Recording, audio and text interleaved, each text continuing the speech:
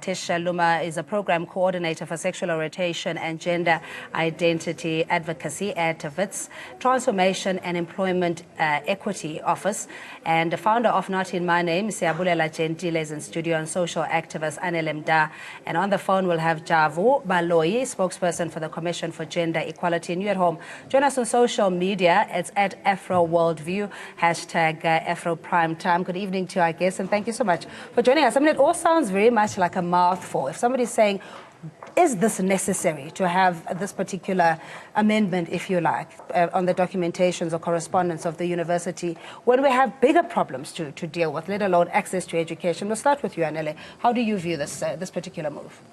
Thank you, Cindy. In fact, if you look at what Wits is doing, it is taking a step that moves us towards a total embrace of identity of people without us adopting a segregationist approach which seeks to box people into a particular identity on the basis of what we are comfortable at addressing them with, rather than embracing people's identity on the basis of their existence, regardless of which side do we want to position them.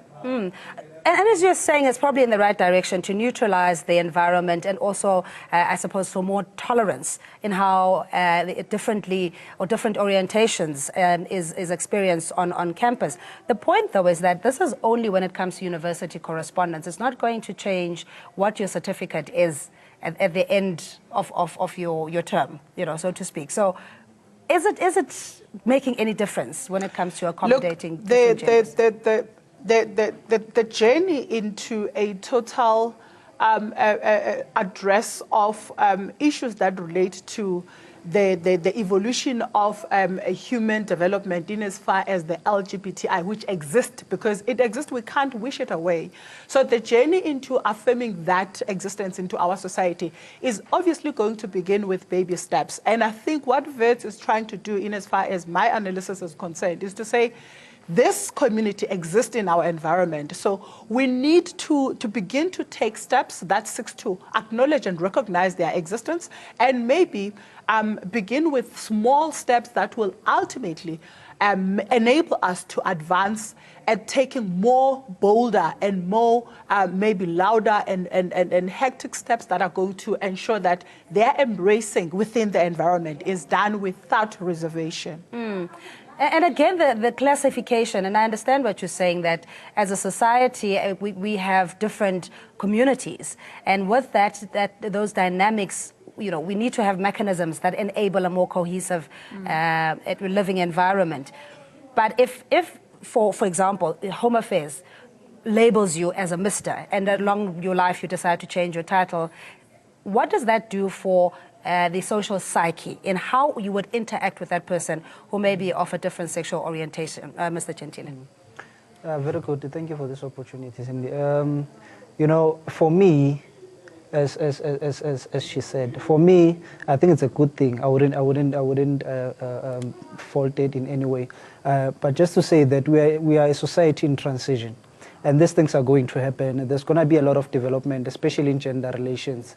But for me, I'd say that we need to be careful as we try and bring forth, or when we try to try and bring equality in gender relations, not to infringe on the rights of others. I'm saying this because some might feel that they prefer to still be called Miss or Mrs. So I'd say don't scratch out the whole system. Just add the MX, which is gender neutral. But that's just me. But to say that it advances the struggle and the cause of the LGBTI community, then why not? For me, it's not something we should be even thinking too hard about it. Yeah. But when it goes to Home Affairs, then it's going to be a problem. But titles do matter, though. I'd beg to differ. If you look at, for example, you can call me Miss, because I'm 6 months just out of that youth bracket, if you get my drift. So I would be MS as opposed to MISS. So if you take that away, it also speaks of your marital status. So titles we do identify ourselves with those kind of symbolisms. But just to come in there, Cindy, does it really matter if it's in documentation of correspondence? Because we're talking about letters here, we're talking about emails. These people don't really. Does that really validate your gender orientation? Getting a letter that says Siyabulela or that just say Cindy, does it really matter? Does it? But of course, I'm sure they've got reasons as to why they're doing this. But for me, honestly, whether they do it or not, the fact that Wits has done it, for me, it's not a problem. Whether they didn't do it, I don't see any difference. My problem is that there are other issues that are faced by the people of this community that we need to deal with. Yeah. But I mean, this also goes to Mrs., whether, again, your marital status and how you would be referred to. So are we really making a whole hullabaloo about something that is benign? It's just intended for ease in communication, so you don't offend or somebody doesn't feel discriminated against. Well, look, Cindy, for where I'm sitting, I would argue strongly that in as far as Home Affairs is concerned, because we are now talking about a legal classification, which is a need. Home Affairs does need to classify you according to what organically or biologically you presented as when you are given birth to. But when we are talking about the evolution of the society, because like Siyabulela is saying, issues that are around gender sensitivity, they need us not only to be narrowly looking only on aspects that we are conventionally used to. They need us to be broad-minded and to begin to open our eyes broader beyond the spectrum of what we are conventionally used to addressing one another. Like, for instance, you would never in the previous regime talk about an existence of a transgender as a person who could be referred to in that way. But these days you've got preference where people require you to address them as such. But as we do that, we need to be mindful of the fact that these changes may begin at an academic institution, but in as far as classification legally, it may be a different story altogether, and we may need maybe to embark on another agenda that will seek to maybe to liven up or heighten the consciousness of people in those aspects, to begin to engage in their own internal ways that can be able to meet these communities halfway. And if they do that, I think, Sis Anele, then they must go also into their their application, because when you apply, I'm sure there's somewhere where they ask you whether you are a male, M or F, or then I think somewhere in there they should have because I know some of them are offended by the other box. You say male, female, or other. They're offended by the other. Maybe put in the gender-neutral one, because for me it doesn't make sense. You said you're a man or you're a woman, then you get into the system, but when you receive your correspondence, you don't want to be classified under a certain gender. So it really doesn't make sense for me. So rather they do it all the way through. When you get into the system, just don't classify. It's going to be difficult for statistical purposes and for their own records. They won't know how many women they have, how many men they have, or how many transgender. So I think it has to be specific, Okay, so maybe this is just baby steps, to another process could unfold. But we have Tisha Loomis, Program Coordinator for Sexual Orientation and Gender Identity Advocacy at Wits, joining us via outside broadcast facility. Good evening to you, and thanks so much for joining us. Just the rationale behind it. I mean, we spoke about the pros and the cons, and particularly in creating an environment where all can feel comfortable, regardless of their sexual orientation. Is this the beginning of a more intense, I suppose, consultative process in how we will see the classification of sexual orientation in future?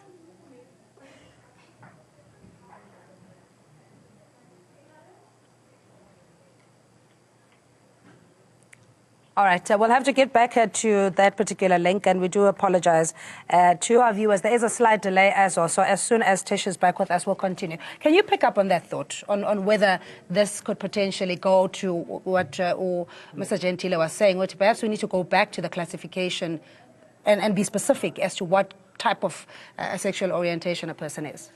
Or gender. Maybe before we do that, Cindy, we may also want to maybe just throw the spanner in the works to say, You know, within the community of the LGBTI, you've got people who really don't mind being addressed in a particular way, because some of them realize or acknowledge that what they are or what their choice of orientation sexually has got nothing to do with who are they organically, biologically born in, that which side of the fence are they born under. So for me, you've got people who are sensitive in being addressed as females when they identify themselves as males, but you would have people who are okay with being identified as females, even though their sexual orientation lies on the other side. So this begins to really draw our society into a new evolution of mindset that must begin to realize that where initially we come from an environment where we used to have a left and a right, there is now a middle line. How do we begin to define that middle line? What is that middle line? And when we are defining and identifying that middle line, the most critical elements of defining that midline is exactly the people who are affected, because Sabulela says here, there are those who want the MX, which is a neutral positioning, which is okay. But then you've got people who would be like, I'm a lesbian, but I'm okay being referred to. If you see me looking like a guy, I'm okay with that. You've got people who fall in the gay community, but who address themselves as females. So what do we do? These are the baby steps that we are talking about, and it's going to be a long journey. It's starting from an academic institution, and I think what Wits is doing is trying to influence the thinking of our broad society to say, there is this community that you can't wish away. It exists, and it requires to be integrated holistically in everything that we do as a society. You get my point? All right, I believe we've got Tisha Loomis back on the line. A good evening to you, and thanks so much for joining us. Just, my previous question before we lost you is whether this is the beginning of a bigger process in how we integrate the LGBTI community and create a more harmonious environment in society. Hey, and thank you for having me on the show. It's amazing to be part of it, and great to be in conversation with you. When we talk about integration, I think it's absolutely crucial to consider how we consider spaces in terms of inclusion. I mean, we've gone over time to have so many different spaces, interventions, different projects we've worked on, and we've made great progress. But, at the end of the day, inclusion is great if we want to move to belonging. And one of the best ways to do that is to meet people in our university community, sense from what is needed more than anything else at the moment. But I just want to understand, and we know that this is enshrined in the Constitution, that no person can be discriminated against based on their sexual orientation, and how the removal of the prefixes will then enhance or rather entrench those values or the prescripts of the Constitution. So when we talk about the Constitution, obviously, and immediately is our Bill of Rights, the Equality Clause, and we often sit in spaces where we say, well, we have amazing progressive wording on paper and very little that translates into reality. And, in that, I think that needs to be challenged. We have a lot of amazing programs that are done to support people who are LGBTIQ+, those are lesbian, gay, bisexual, transgender, intersex, asexual, queer, or others. And one of the examples that really does come to mind is very simple. When we talk about truly moving into a transformed academy, we can't do so without considering what the biggest issues are for people and think out the box. If we, for example, consider a very typical case of a transgender woman, so that is somebody who is assigned male at birth, and she would tell us, my title is Miss, and I'd really like you to use this on my correspondence. And using the previous model, we would have said, well, sorry, because your ID number contains the numbers that correlate with us understanding you as being male, we will use Mr. What we've done is remove all titles by default for our students. And if you are a student of Wits, you want to self-define your title, you may choose Mr., Mrs., Ms., including our gender-neutral title mix, which is recognized in many parts of the world as a legal title. So in doing so, it may seem somewhat unorthodox, but we've basically deconstructed a system that has been used for a significant amount of time. What social impact will this have, I suppose, beyond the institution of higher learning and permeating in society? What kind of message are you trying to send? Cool. So we have a number of programs that we implement at Wits University. We have faithbased, which is an allyship program we run with a number of our staff and students, train them to understand kind of LGBTIQ plus 101, if you will, and that feedback, that training that they get empowers them to be allies that are identifiable to anybody in the university community. We have about 154 allies in our university at the moment, and they're amazing people, there to kind of take care of and support people who are LGBTIQ plus. The other programs we have are specific to Wits Pride, which we'll be having from the 20th to the 25th of August in this year, where we have a week of celebrating LGBTIQ plus people and teaching our university community about what it means to be LGBTIQ plus. That's part of our annual calendar. We have 43 gender-neutral toilets located throughout our university campuses available for anybody to use, and we have a policy on that says that a transgender person may use any toilet of their preference, and that anybody, regardless of their gender identity, may use gender-neutral toilets. We have progressive policies on discrimination and sexual harassment, as well as the University Anti-Homophobia Pledge and a statement on gender diversity signed by all members of our senior management, our unions, deans, etc. So we have several comprehensive programs, but this is one that very much takes a deliberate route to embrace what we call unlearning. All right, we're going to have to leave it there. Tish, thanks so much for your time. That's Tisha Loomis. She is coordinator for sexual orientation and gender identity at Wits University for Transformation and Employment Equality. We continue very quickly in studio. Again, how will this impact? What difference is it going to make in societies that perhaps do not have the exposure, they don't have the cosmopolitan kind of community that exists in higher learning institutions? We'll start with you, Mr. Gentile.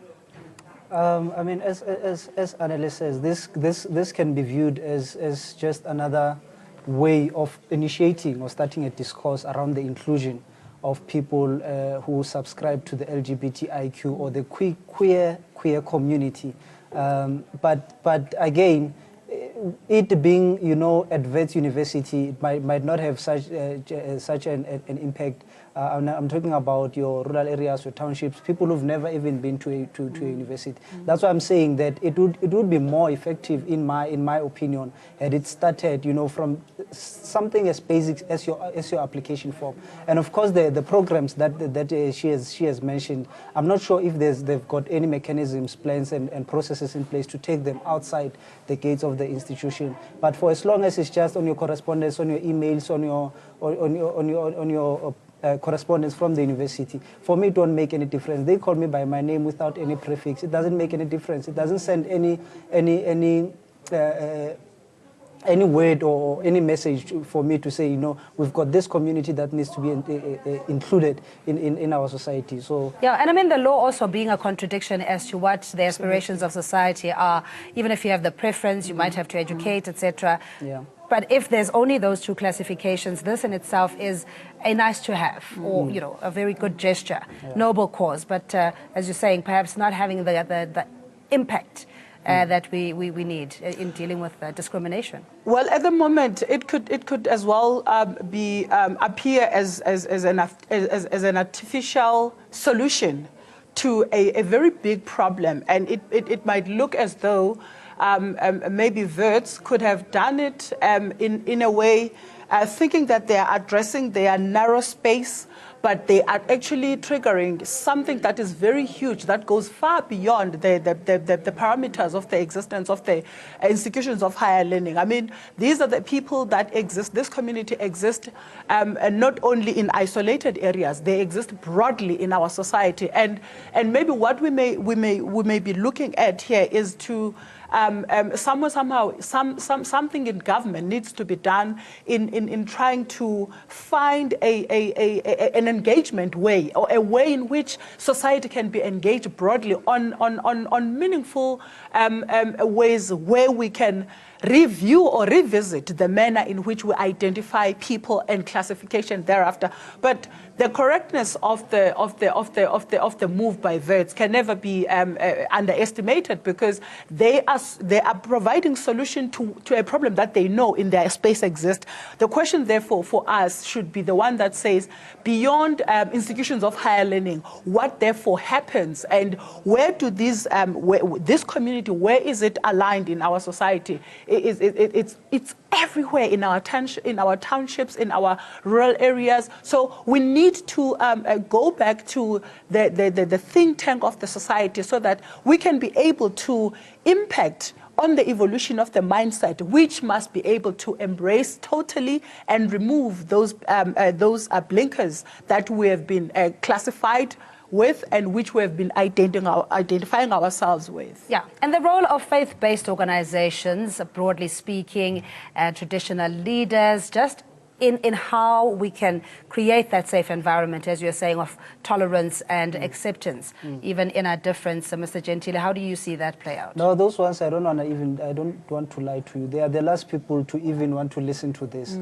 because remember, you're dealing with people who religiously, they believe in those who subscribe to the Christian community. They'll tell you that God created Adam and Eve. I almost said Adam and Steve. Adam and Eve. And then that's it. You go to the traditional setup, they tell you that indoda nomfazi, nothing else, you know, especially in my culture, they're not even going to entertain, which is quite funny, because there's more gay guys than any other. But those are the last people, in fact, who should be even be invited into the discourse, unless we are sure of what we want to achieve. Because for me, I'd argue that does it take away anything from you as a member of the LGBTI community if you are referred to as Miss or Miss. But of course, I cannot stand here and speak for their discourse, because I'm not a part of their community. And I know maybe there are others who are sitting at home and listen to this one talking about what. So I think it is safe for us to say the people who should be leading this are the actual. Yeah, I think let's just maybe help you there, in that even as a Christian, you know, you may have your beliefs or your doctrine, but that does not necessarily mean judgment on somebody else. Whatever. We all have our prejudice, you know, or certain belief sets. Absolutely. Yeah, but we say that, you and I now, but we know, go down to our churches, and I'm talking from experience. We engage people, especially in gender relations. You know, there are churches who still believe even that women are subordinate to men. Things as simple as that to grasp. So I think they should be included into the conversation. But I, from experience, it's the last people to actually even think of. They need serious transformations, those ones. All right, that's where we're going to have to leave it. Just give us your contact details, Anele, and especially if some of our viewers would like to engage your direct engagement, if you will. All right, I'm available on all social media platforms, on Twitter at Anelemda, on Facebook on Facebook I'm Anelemda, and then on LinkedIn I'm Anelemda, and I'll leave my mobile number with you guys. All right, I appreciate it. Thank you so much to our guest. That's Anelemda, social activist, and Siyabulela Gentile, founder of Not In My Name SA, and your contact details very briefly. Yes, so I'm at Siya_Gentile on Twitter, and on all these other ones I'm Siyabulela Gentile. But just to say something quickly, I'm an activist, and as an activist, this is my right to safeguard the rights of all human beings, and to make sure that the Constitution is well looked after, and all the rights of each and every South African are taken care of. So I support the cause by Wits, just to make it clear. Okay, okay. So committing to at least the principles of removing prefixes But that's our debate for the moment. We'll take a quick break, and Afro Worldview, Afro Primetime will return just after this.